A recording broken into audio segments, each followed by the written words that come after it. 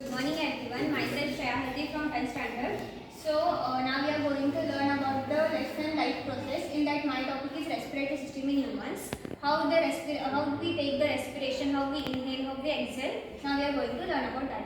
As we know that the respiration and breathing are same, but they are not same. They differ from each other. The breathing is a physical process in which we take the oxygen and exhale the carbon dioxide. But the respiration is a chemical process. So now we are going to learn about the respiratory system in humans.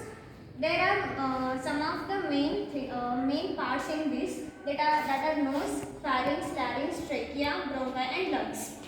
So the air which is present in our surrounding, that we take through our a pair of nostrils. From the nostrils it will go to the pharynx.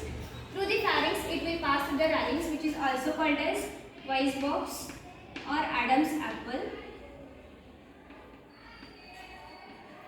Through the larynx it will pass through trachea. The rings of cartilage protect the trachea from the collapse.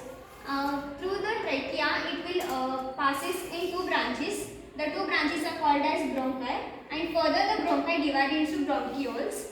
The bronchioles has millions of alveoli. Alveoli are the main part in the respiration process. The alveoli are like a balloon-like structure which helps in the exchange of gases of carbon dioxide and oxygen. In alveoli there is a thin membrane through which the diffusion happens. Diffusion means the higher concentration to the lower concentration. The oxygen which is present in the alveoli and the carbon dioxide which is present throughout the body will come into the alveoli, and the oxygen which is present in the alveoli goes through the hemoglobin and passes to all parts of the body. Later,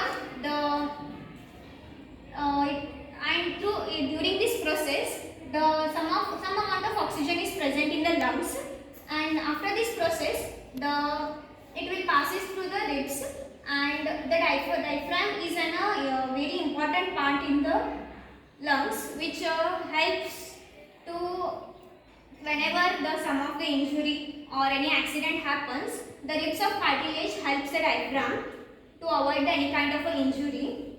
As well as the diaphragm is very important, which helps in the respiration process.